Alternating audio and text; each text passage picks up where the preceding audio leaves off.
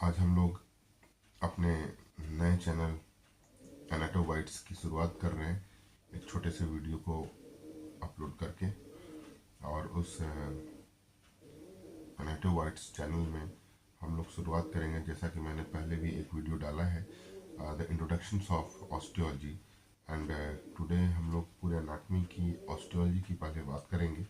और ऑस्टियोलॉजी की बात करें में, जैसे हमने आपको थोड़ा इंट्रोडक्शंस बताया था ऑस्टियोलॉजी के बारे में, तो इसमें जो पहला बोन हम लोग पढ़ने जा रहे हैं, ये हम लोग स्कैपुला देखेंगे।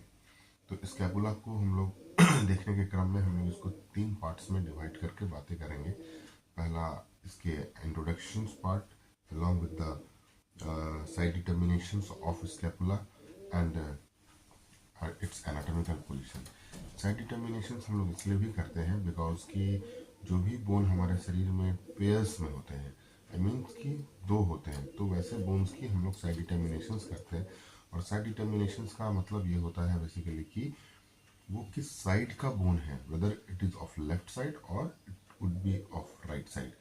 तो सबसे पहले हम लोग इस स्कैपुला के इंट्रोडक्शंस की बात अगर करेंगे, तो इंट्रोडक्शंस में हम लोग ये देखेंगे कि ये एक फ्लैट बोन होता है, फ्लैट बोन होता है, ठीक है, फ्लैट बोन होता है। दूसरा इज द कि ये एक ट्रायंगुलर शेप में इसकी ये बोन होता है, ट्रायंगुलर इन शेप, ठीक है, जिसको कि हम लोग क्या कहते हैं, इसको हम लोग शोल्डर ब्लेड भी कहते हैं, ठीक है। तो ये 2-3 बातों को ऐड करते हुए हम लोग इसकी इंट्रोडक्शंस की बातें करेंगे कि ये एक फ्लैट बोन है, ट्रायंगुलर बोन है, ट्रायंगुलर, इसका शेप ट्रायंगल की तरह होता है, और ये शोल्डर ब्लेड कहलाता है। मैं आपको एक स्कैपुला दिखाने की कोशिश करूँगा। ये देखिए, जैसे हम लोग लॉन्ग बोन्स की बातें करते हैं, फ्लैट बोन्स की बातें करते हैं, उसी तरह ये एक ट्रायंगुलर शेप का बोन है। This is of the triangle. और इसको इसको हम लोग क्या कहते हैं, इसको कहते हैं शोल्डर ब्लेड, ठीक है। तो ये 2-3 बातें हो गई regarding its introductions. Then we will switch over to the side determination. जैसा कि हमने आपको भी बताया कि कोई भी बोन अगर हमारे शरीर में पेयर्स में होते हैं, तो उसकी हम लोग साइड डिटर्मिनेशंस करते हैं। तो ये जैसा कि हमने आपको बताया कि ये एक राइट साइड का भी होगा और लेफ्ट साइड का होगा। तो कुछ पॉइंट्स हैं इस रिगार्डिंग, जो कि इसको हम लोग उस पॉइंट्स के आधार पर हम लोग ये कह पाएंगे कि भैया ये हमारा राइट साइड का बोन है और whether it is of left side. तो देखते हैं कैसे करके। तो साइड डिटर्मिनेशन,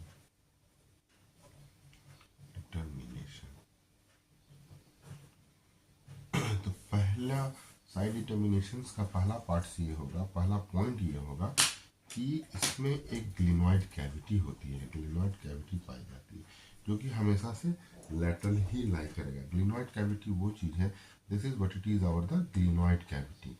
यहाँ पे हमारा हेड ऑफ ह्यूमरस अटैच करेगा, आर्टिकुलेट करेगा, और वो एक शोल्डर जॉइंट्स का फॉर्मेशन करेगा। तो this oval structure is what it is called the glenoid cavity. तो ग्लिनॉइड कैविटी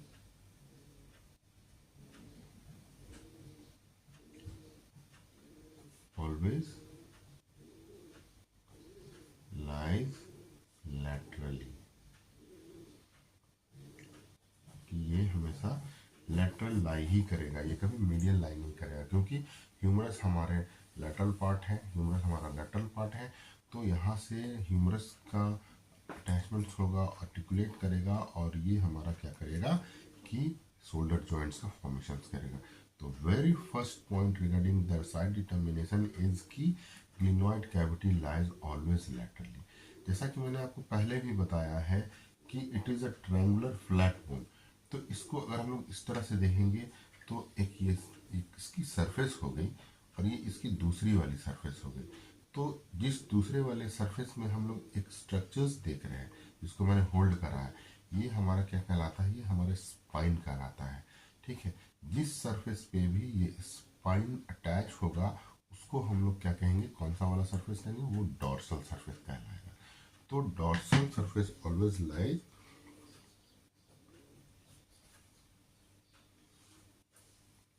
और ये स्पाइन, हमने इसको क्या कहा कि ये स्पाइन, स्पाइन हमेशा डॉर्सली लाई करेगा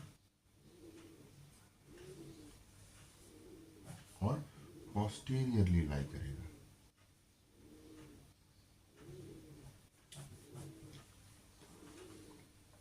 उसी तरह से ये एक ट्रायंगल है। इस ट्रायंगल में हमने जैसे बताया कि ग्लिनोइड कैविटी लैटरल होगा, तो ये एक एंगल का भी फॉर्मेशन कर रहा है। जैसा कि अगर हम लोग इसको देखना चाहें,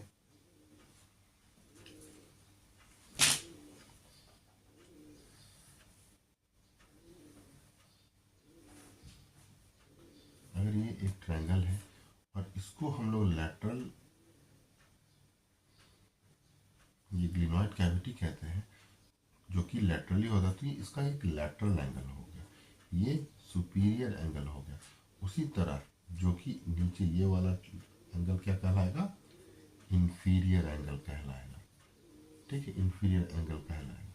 और inferior angle is an acute angle. तो इंफीरियर एंगल इंफीरियरली लाई करेगा। इंफीरियर एंगल जो कि एक एक्यूट एंगल है,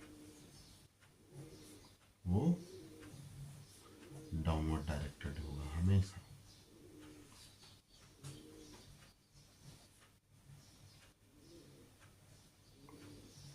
नाउ वी हैव 3 पॉइंट्स।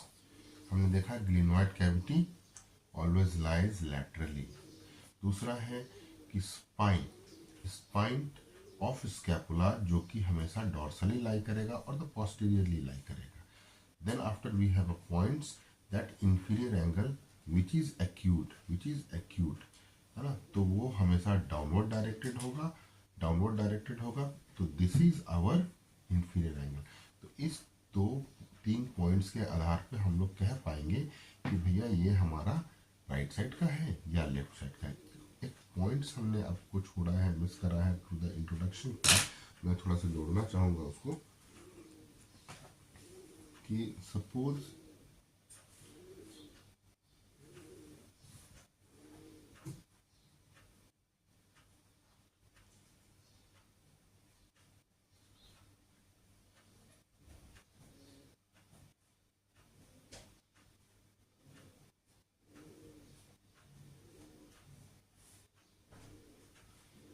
अगर हम इसको दिखाने की कोशिश कर रहे हैं कि रिब्स है 1 2 3 4 5 6 7 8 9 10, तो 2 नंबर से लेके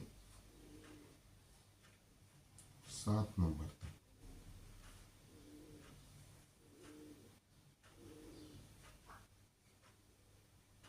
suppose this is our scapula, suppose, तो इसकी location from the second rib to 7th rib, इसकी लोकेशन कहाँ है, पोस्टीरियरली हमने बताया कि सेकेंड रिब से लेके 7th रिब तक, पोस्टेरोलैटरल,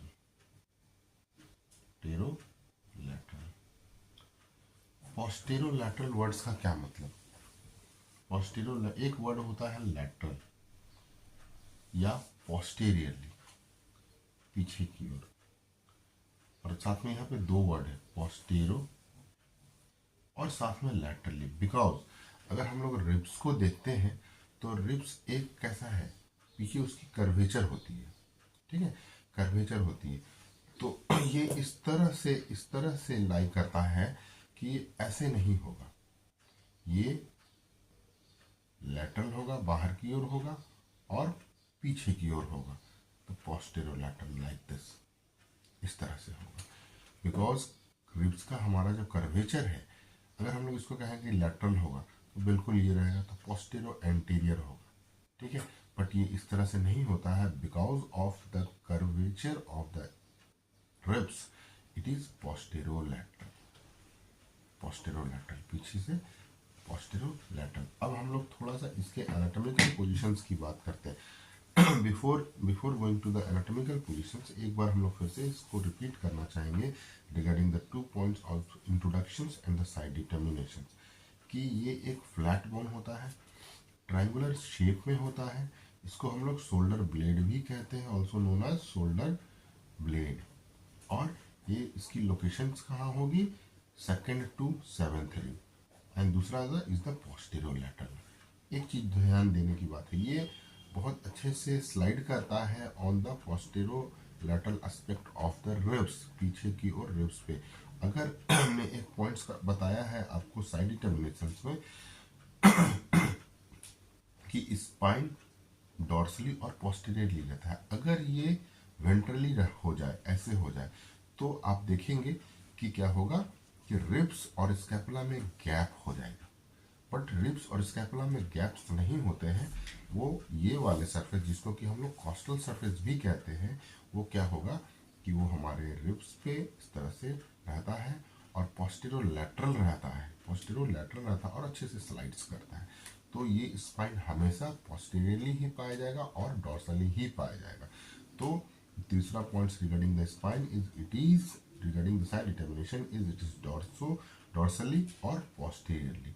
first point regarding the side determination हमने आपको पहले ही बताया है कि glenoid cavity always lies laterally, वो हमेशा लैटरल ही लाई करेगा, वो मीडियल लाई नहीं करेगा। दूसरा, एक फिगर, छोटे से फिगर के द्वारा हमने आपको समझाने की कोशिश की है कि लैटरली हमारा ग्लिनोइड कैविटी होता है, तो ग्लिनोइड कैविटी जहाँ पे होगा वो लैटरल एंगल कहलाएगा। इसके ऊपर एक और angle is the superior angle, this is our superior angle, और this is which is an acute angle, वो इंफीरियर एंगल कहलाएगा, जो कि हमेशा डाउनवर्ड डायरेक्टेड होगा। आते हैं हम लोग इसके एनाटॉमिकल पोजीशंस पे, कि शरीर में एनाटॉमिकल पोजीशन का क्या मतलब है। एनाटॉमिकल पोजीशंस का मतलब ये होता है कि शरीर में ये हमारे किस तरह से रहता है। पहले तो हम लोग ये देख लेते हैं कि ये इस तरह से रहेगा, keeps the scapula on the back of the thorax in such a way that glenoid cavity looks laterally है फॉरवर्ड, थोड़ा आगे की ओर, एंड अपवर्ड। पहली बात,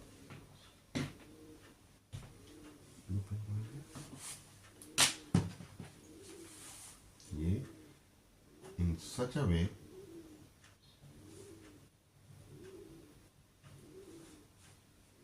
that glenoid cavity lies laterally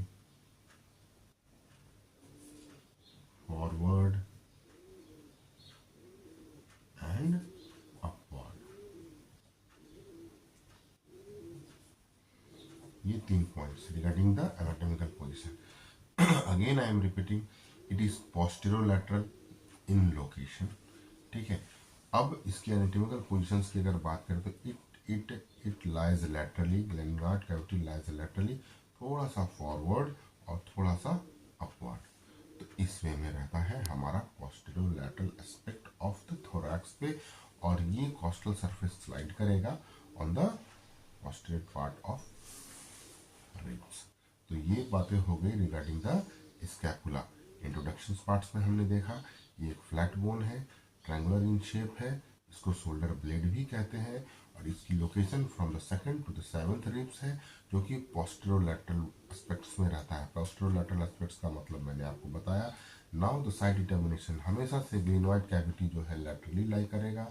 spine, this is called as the spine of scapula, ये हमेशा dorsally रहेगा या पोस्टीरियर रहेगा।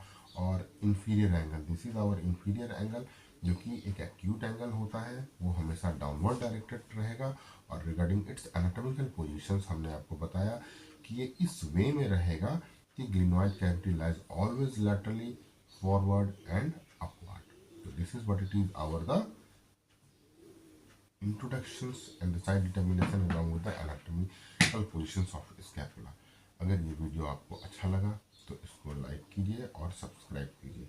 Now in our next video we will see regarding the external features of scapula, और उसके दूसरे वाले वीडियो में हम लोग आपको बताने की कोशिश करेंगे, चीज़ों को समझाने की कोशिश करेंगे regarding the attachments of scapula.